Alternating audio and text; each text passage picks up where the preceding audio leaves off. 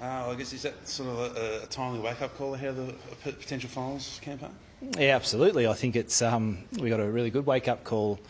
It's not one you want, but to Adelaide's credit, I thought they were terrific today, and it's in a way you watch games like that and you try and keep the emotions in check and take the learnings out of the game. And what we learned today was that we've got a bit of work to do. So we'll go back to the drawing board and see what we get out of it. It might sound a bit odd, but is it possibly a loss that you needed in a way?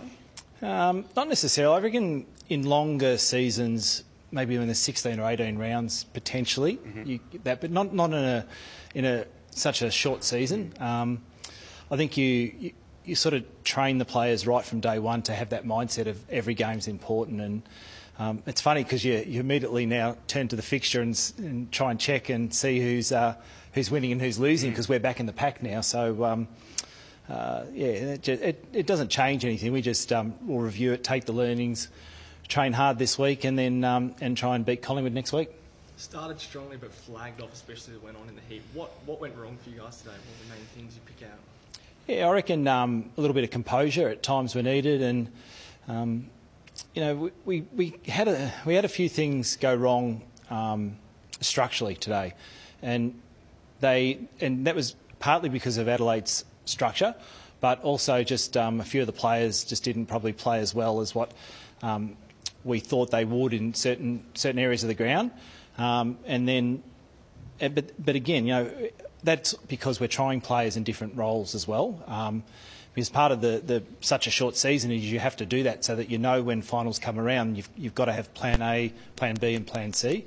So some of those roles today, didn't come off for us, but we'll try again. I think 4 or 5 of their goals were pretty much from the goal score. Was that a frustrating aspect of the day?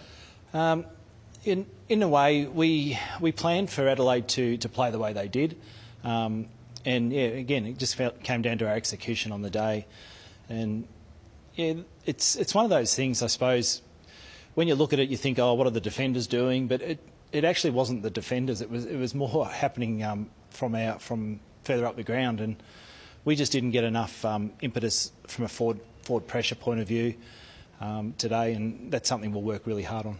Speaking of the defenders, Jess up and obviously had a very good game across half back, considering the amount of entries that Adelaide would have had. Yeah, she did. She's had a ripper season, and she's one of those players that I tried to put her on the wing. I tried to put her in the midfield. Didn't try it forward, but could have. And she's having a terrific season, and her resilience to just forge ahead despite the barrage of inside 50s that were coming her way was terrific today. Probably run out of superlatives for you, Emma Carney, but just to comment on her performance today. Yeah, she was terrific. And midfield group, she's watching there. You can comment if you like. You want to come in and tell them how good you are? No, she's a terrific player, and we didn't lose because of her today. That's for sure. It's just it's more of just the way Adelaide played. They played really well today, and full credit to them. When you spoke about changing player roles and seeing how players perform in different areas, is that something that you've done throughout the season so far, or was that something specific for today? No, we've done that each week. And it's not a big thing. It's just 2 or 3 positions, and in each game we've probably won maybe 2 out of the 3 each week. Today we lost all 3, so it's just one of it's the risk you take as a coach, and as I said, it's just something that we're planning for. Should we be lucky enough to make the finals, and if that comes about, I just want to have those sort of in the kit bag. And today wasn't great for us. Just an update on Trent. How's she looking? Looked pretty nasty. Yeah, her ankle. I actually haven't had an update yet, but I only heard on the way up here that she'll go and have a scan. But she was in a fair bit of pain after the game, but she's in really good hands with the medical staff. So we'll assess that tomorrow, get a scan, and see how we go, because she's been really a rock for us on the wing and down back as well. So it's an ankle? Is that just an ankle? Yeah. Yep. What was your assessment of the midfield battle today? Obviously, Emma was fantastic, but I thought the Crows kind of outplayed you in that area, and they had a lot of the ball. Men in inside 50s they definitely dominated that area of the ground. Yeah, their run and spread today out of their midfield group was exceptional.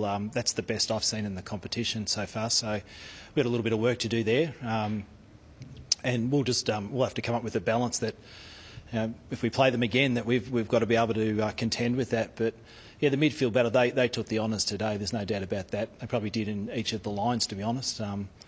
But the good thing is now we'll go and watch the vision and sit back and get a coffee and watch and see and take the learnings from it.